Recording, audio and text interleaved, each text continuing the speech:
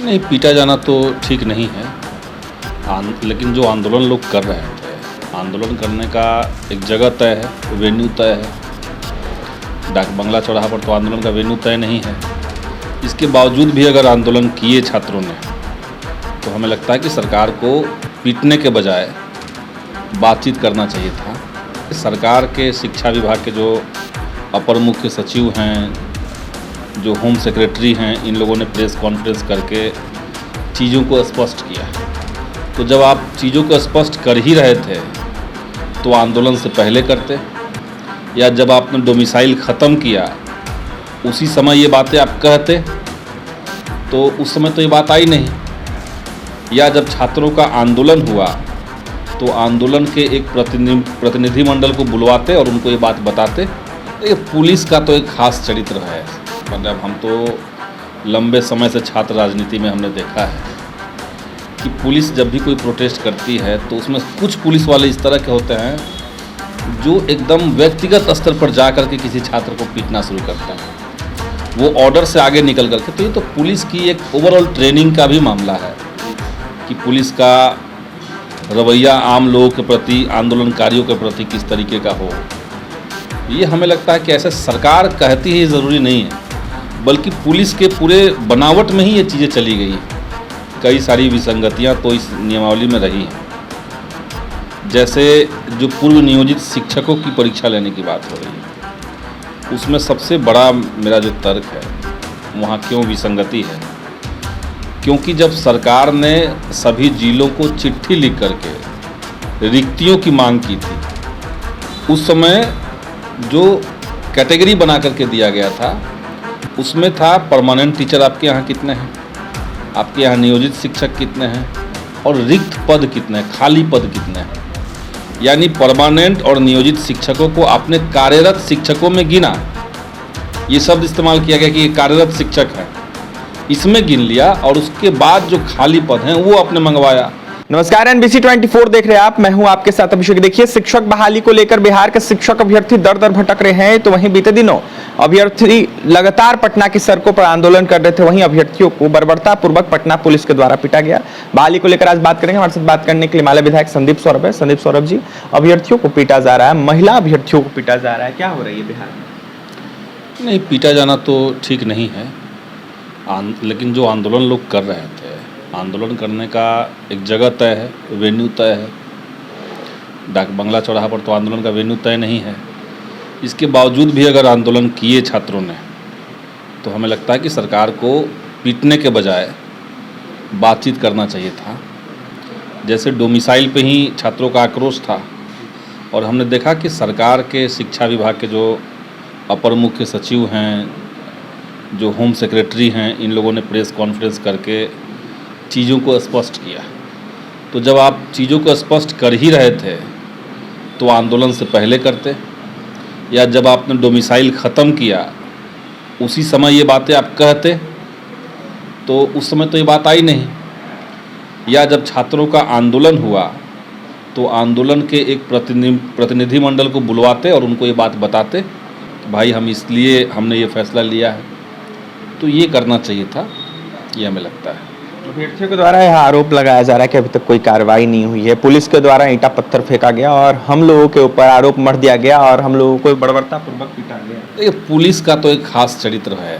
मतलब हम तो लंबे समय से छात्र राजनीति में हमने देखा है कि पुलिस जब भी कोई प्रोटेस्ट करती है तो उसमें कुछ पुलिस वाले इस तरह के होते हैं जो एकदम व्यक्तिगत स्तर पर जा कर के किसी छात्र को पीटना शुरू करते हैं, वो ऑर्डर से आगे निकल करके। तो ये तो पुलिस की एक ओवरऑल ट्रेनिंग का भी मामला है कि पुलिस का रवैया आम लोगों के प्रति, आंदोलनकारियों के प्रति किस तरीके का हो।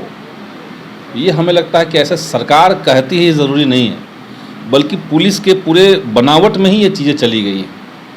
संदीप सौरभ जी, कई अभ्यर्थियों ने हाई कोर्ट में, सिविल कोर्ट में केस किया है, कई अभ्यर्थी सुप्रीम कोर्ट भी गए हैं बहाली को लेकर, नई नियमावली में संशोधन को लेकर, अभ्यर्थियों को लेकर लगातार बातें सामने निकल के आ रही है। अभ्यर्थी मांग कर रहे हैं कि नियमावली सही नहीं है। अभ्यर्थियों में तो कई तरह के लोग हैं जी, और अलग अलग लोगों ने अलग अलग बिंदुओं पर प्रश्न उठाया। अभ्यर्थियों को एक तरह का खास तरह का कैटेगरी नहीं है, कई तरह के उसमें लोग हैं। अब अलग अलग किन सवालों पर लोग गए हैं हाई कोर्ट में, वो तो देखना पड़ेगा उसमें क्या मामला है। लेकिन इतना ज़रूर है कि कई सारी विसंगतियां तो इस नियमावली में रही हैं। जैसे जो पूर्व नियोजित शिक्षकों की परीक्षा लेने की बात हो रही है, उसमें सबसे बड़ा मेरा जो तर्क है वहाँ क्यों विसंगति है, क्योंकि जब सरकार ने सभी जिलों को चिट्ठी लिख करके रिक्तियों की मांग की थी, उस समय जो कैटेगरी बना करके दिया गया था उसमें था परमानेंट टीचर आपके यहाँ कितने हैं, आपके यहाँ नियोजित शिक्षक कितने हैं, और रिक्त पद कितने हैं, खाली पद कितने हैं। यानी परमानेंट और नियोजित शिक्षकों को आपने कार्यरत शिक्षकों में गिना, ये शब्द इस्तेमाल किया गया कि ये कार्यरत शिक्षक है, इसमें गिन लिया, और उसके बाद जो खाली पद हैं वो आपने मंगवाया। तो उन्हीं खाली पदों पर उनके ही बीच से कार्यरत शिक्षक में से नियोजित शिक्षकों को आप कंपटीशन में कैसे उतार रहे हैं? अगर आपको इनको कंपटीशन में उतारना था तो इनके जो 4 लाख पद हैं वो और 1,70,000 ये, यानी 5,70,000 पद आप अनाउंस करते, तब आप कहते कि हमने उसको रिक्त मान लिया है और इसलिए उनको भी हम एग्ज़ाम में बैठा रहे हैं। तो वहाँ कार्यरत गिन लिए और उनको यहीं पे एग्ज़ाम दिलवा रहे हैं खाली पदों पर। तो कार्यरत को तो खाली पदों पर एग्ज़ाम नहीं लिया जा सकता है। तो इस तरह की विसंगति इसमें है, और इसीलिए हम तो बार बार सरकार से अपील कर रहे हैं। बीते दिनों मुलाकात भी करने गए थे आप कई हाँ, मैंने सरकार से मुलाकात हुई, बातचीत हुई। हम चाह रहे हैं कि उस बातचीत के सिलसिले को और आगे बढ़ाया जाए। महागठबंधन की अलग अलग पार्टियों की बैठक हुई, हमारी पार्टी ने इसमें पहलकदमी लेते हुए माननीय श्री लालू प्रसाद यादव जी से भी मुलाकात की। तो हम लोग तो कोशिश कर रहे हैं कि इस बात को, हमारे तर्क को सरकार ठीक से समझे, और जो पूर्व नियोजित शिक्षकों हैं, आपको नए लोगों का परीक्षा लेना है लीजिए, लेकिन जो पूर्व नियोजित शिक्षक हैं, जो 15 साल से 20 साल से पढ़ा रहे हैं, उनको आप गुणवत्ता के नाम पर परीक्षा उनका नहीं ले सकते हैं, आपको नहीं लेना चाहिए। उनको आप सीधे सीधे राज्यकर्मी का दर्जा दे दीजिए। के पाठक को लेकर लगातार बिहार में सवाल खड़ा किया जा रहा है। नया फरमान उन्होंने जारी किया है। देखा जाए तो जो टोला महादलित शिक्षक होते हैं उनको लेकर अगर 90% बच्चे उपस्थित नहीं रहते तो उनका 25% वेतन काट लिया जाए। टोला सेवकों का तो ऐसे ही वेतन बहुत कम है, एक तो उनको वेतन बढ़ाने की मांग है, बाकी पढ़ाई लिखाई में अगर कड़ाई होती है, देखिए 90% हो ना हो वो अलग बात है, लेकिन जो भी टोला सेवक हैं या जो भी शिक्षक हैं, हम तो उनसे भी चाहेंगे, आपका हक अधिकार दोनों वाजिब है, ये ठीक बात है, लेकिन शिक्षा देने की जो आपकी जिम्मेदारी है, जो आपने काम लिया हुआ है, उस काम को भी सही तरीके से करें। लेकिन 90% की का अटेंडेंस ये तो कुछ ज़्यादा है। अब कोई बच्चा जो है वो माने शिक्षक के तो हाथ में है नहीं। अब कोई बच्चा किसी खास मौके पर किसी खास समय में, ज़्यादातर बच्चे चले गए कहीं और, तो कहाँ से होगा? बारिश हो गई, बच्चे नहीं पहुँच पाए, स्कूल मास्टर साहब स्कूल खोल कर बैठे हुए हैं, अब बरसात होने लगी, बच्चे नहीं पहुँचे, तो इसमें मास्टर का पेमेंट क्यों काट लेंगे? तो ये विसंगति है। लेकिन हाँ, ये कंसर्न ज़रूर है कि नीचे जो के लोग हैं, जो दलित समाज के लोग हैं, जो गांव के गरीब लोग हैं, उनको पढ़ाई लिखाई उनका ठीक किया जाए, उनकी व्यवस्था ठीक की जाए, ये तो हम भी चाहते हैं। अंतिम सवाल रहेगा, क्या ये नई नियमावली में संशोधन जिस तरीके से हुआ उसमें और संशोधन की ज़रूरत है? संदीप, मैं तो कह रहा हूँ कि संशोधन आप कर दीजिए कि ये जो 1,70,000 पद हैं, ये केवल नए अभ्यर्थियों के लिए। अगर आप इन्हीं पदों पर पुराने शिक्षकों को कंपटीशन दिलवा रहे हैं तो ये दोनों के साथ नाइंसाफ़ी है।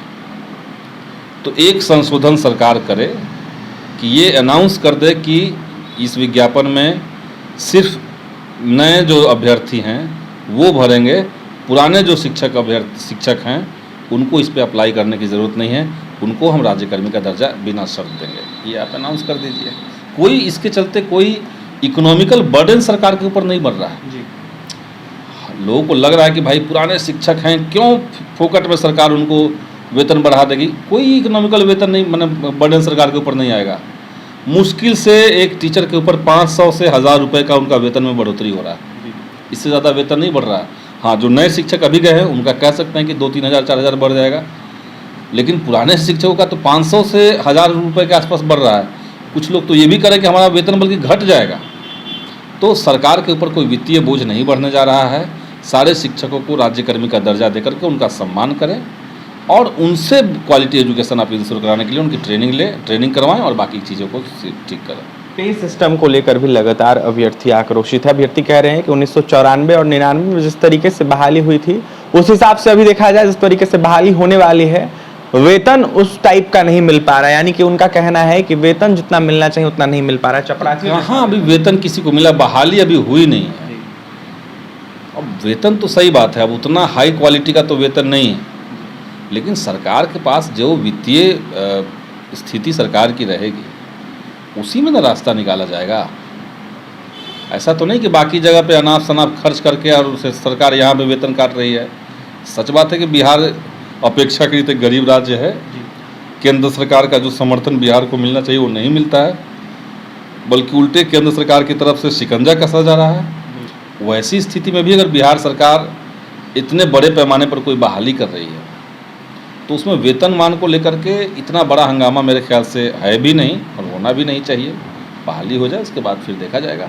देखिए, बहाली हो जाए उसके बाद देखा जाएगा। वेतन को लेकर कोई बातें नहीं है। तो वहीं केंद्र सरकार को जिस तरीके से मदद करनी चाहिए वो नहीं कर रही है। कई विसंगतियां हैं। जिस तरीके से नई नियमावली में संशोधन हुआ है उसमें सरकार को कहीं ना कहीं 1,70,000 सीट नए शिक्षक बहाली को लेकर अलग कर देना चाहिए। तो वहीं पहले के शिक्षकों से बीपीएससी का एग्जाम नहीं लेना चाहिए। क्या कुछ कह रहे थे नई नियमावली में संशोधन को लेकर माले विधायक संदीप सौरभ। आपने सुना है, देखने वाली बात यह होगी कि सरकार इस पर क्या कुछ निर्णय लेती है। और भी तमाम खबरों के लिए NBC 24 के साथ बने रहे। बहुत बहुत धन्यवाद।